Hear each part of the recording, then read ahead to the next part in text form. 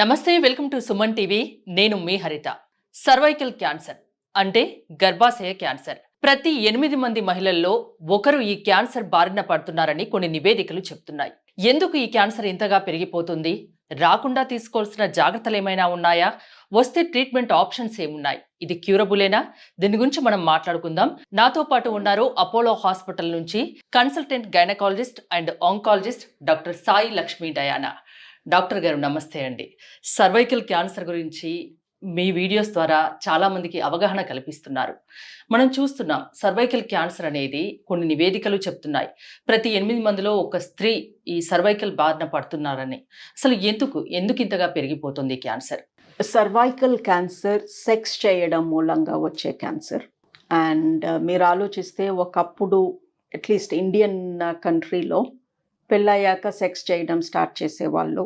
And usually wife హస్బెండ్తో మధ్యలోనే ఆ సెక్స్ జరిగేది. ఈ మధ్యన హైదరాబాద్లోనే నా దగ్గరకు వచ్చే సింగిల్ ఉమెన్లో అడుగుతాను అందరినీ, మీరు సింగిలా మ్యారీడా రిలేషన్షిప్ అని. సింగిల్ అంటే రిలేషన్షిప్ ఉందా వర్జినా అని అడుగుతాను. బికాస్ వర్జిన్స్ని వజైనల్ ఎగ్జామినేషన్ చేయము, రిలేషన్షిప్లో ఉంటే చేయొచ్చు. సింపుల్ కాన్సెప్ట్ అంతే, వేరే ఏ ఇంట్రెస్ట్ లేదు నాకు వాళ్ళపై. But almost 99 out of 100 single women are in a relationship. So first time ఎప్పుడు జరిగింది అంటే యూజువలీ వాళ్ళు చెప్పేది 17-18 ఫస్ట్ టైం వాళ్ళు సెక్స్ చేస్తున్నది. So this is a fact.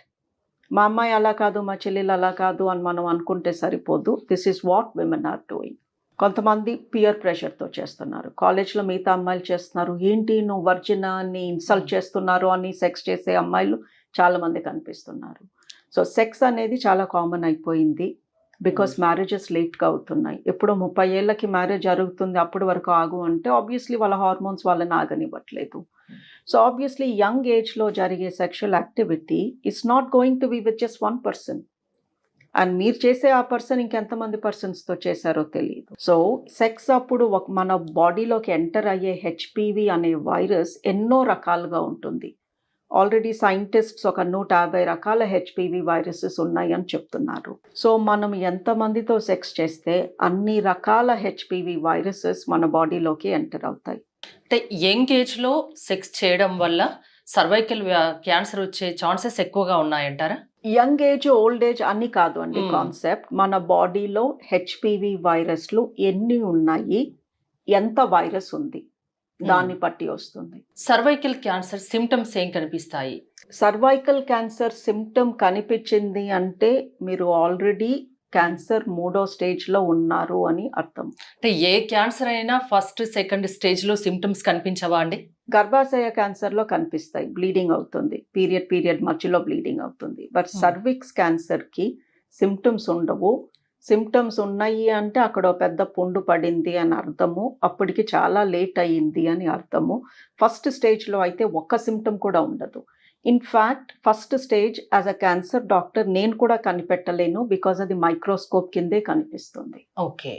So మనము పీపుల్ని సెక్స్ చెయ్యొద్దు అని అడగటానికి లేదు. అవును, మనం చెప్పినా ఎవరు మానరు, వాళ్ళ పనాలు చేసుకుంటారు. అలా అని 20 ఏళ్ళకే పెళ్లి చేసేసుకోండి అని చెప్పటానికి కూడా లేదు, బికాజ్ వీళ్ళందరూ చదువుకుని పైకి ఎదగాల్సిన మనుషులు. So all we're saying is sex మూలంగా వచ్చే ఈ క్యాన్సర్ని కాపాడుకోవటానికి వ్యాక్సిన్స్ ఉన్నాయి.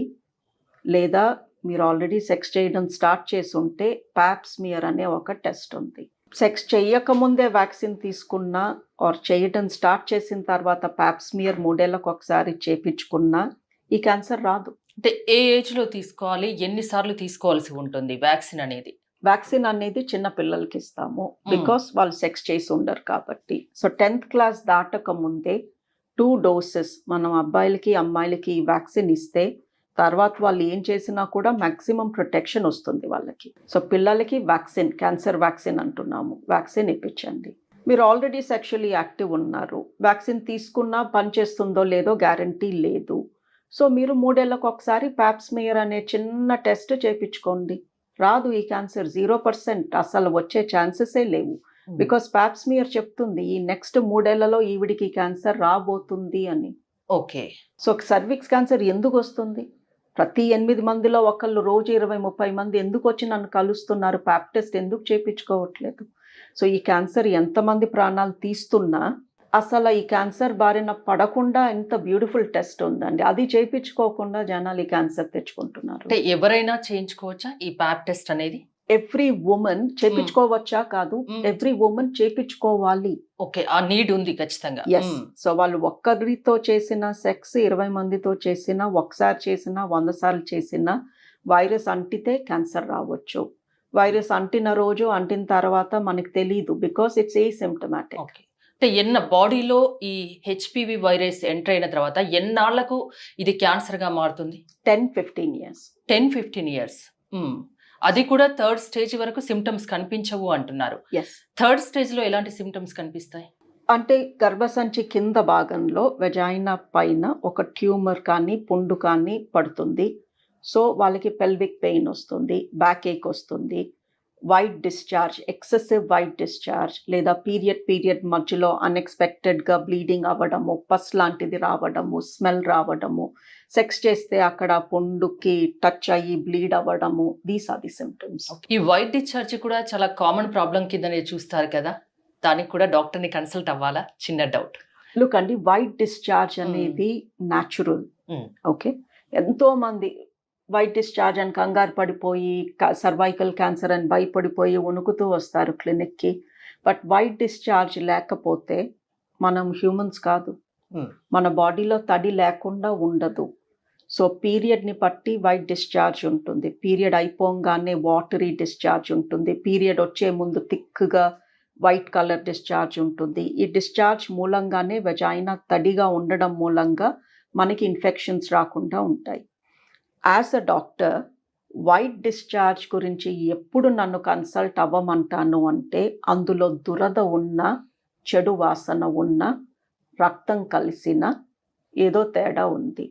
వైట్ డిశ్చార్జ్ ఉంది బట్ దురద లేదు, చెడు వాసన లేదు, బ్లడ్ స్టెయిన్స్ లేవు అంటే డాక్టర్ని కలవాల్సిన అవసరం లేదు. ఎలాంటి సిమ్టమ్స్ జనరల్గా మహిళల్లో కనిపించినప్పుడు ఖచ్చితంగా మీలాంటి సీనియర్ గైనకాలజిస్ట్, ఆంకాలజిస్ట్ దగ్గరికి రావాలి? లుక్ అండి, ఇఫ్ అ ఉమెన్ తన లైఫ్లో ఎప్పుడైనా తను సెక్స్ చేసి ఉంటే లాస్ట్ 3 yearsలో ప్యాప్ స్మియర్ చేసుకుని ఉండకపోతే, సిమ్టమ్స్ ఉన్నా రాకపోయినా ప్యాప్ స్మియర్ అనేది చేపించుకోండి. సింపుల్. సిమ్టమ్ కోసం ఎదురు చూడొద్దు. అంటే ఒకవేళ 3 years తర్వాత వచ్చినా అది ముందుగా తెలుపుతుందా ప్యాప్ టెస్ట్ అనేది? Pap test validity is 3 years. 3 years తర్వాత ఏం జరగబోతుందో అది చెప్పలేదు. ఓకే, బట్ నెక్స్ట్ 3 yearsలో మీకు సర్విక్స్ క్యాన్సర్ రాబోతుందా, అది లో రిస్కా హై రిస్కా అనేది మటుకు చెప్తుంది. అది నార్మల్ వస్తే, ప్యాప్ స్మియర్ నార్మల్ వస్తే ఒక మంచి హాస్పిటల్లో, ఏదో చిన్న చితక డయాగ్నోస్టిక్ సెంటర్ కాదు, మంచి హాస్పిటల్లో మంచి డాక్టర్స్ దగ్గర మీరు ప్యాప్ స్మియర్ నార్మల్ వస్తే 3 years వరకు సర్విక్స్ క్యాన్సర్ రాదు అన్న ధీమాతో మీరు వెళ్ళొచ్చు. ఓకే, వ్యాక్సిన్ గురించి ఒక్కసారి క్లారిటీ ఇస్తారా? ఎప్పుడు ఏ ఏజ్లో వ్యాక్సిన్ వేసుకోవాలి? బేసిక్ క్రైటీరియా అండి, ఆ మనిషి సెక్స్ చేసి ఉండకూడదు ఎప్పుడూ కూడా, దెన్ వ్యాక్సిన్ ఖచ్చితంగా పనిచేస్తుంది. సో అది 40 ఏళ్ళ వర్జిన్కి ఇవ్వచ్చు, 18-year-old మ్యారీడ్ ఉమెన్కి ఇస్తే పనిచేయదు. సో ఇక్కడ ఏజ్ కాదు క్రైటీరియా. బట్ ఇలాని మనం చెప్తూ కూర్చోలేం కదా, నువ్వు సెక్స్ చేసావా చేయలేదా అని చిన్నపిల్లల ముందు వి కాంట్ డిస్కస్.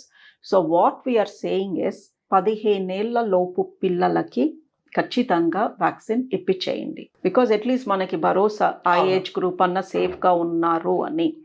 బట్ 9 ఏళ్ళు దాటాలి. So 9 to 15, because genital tract develop అవ్వాలి. మరీ చిన్నపిల్లలుగా ఉంటే ఆ పార్ట్స్ గ్రో అవ్వవు.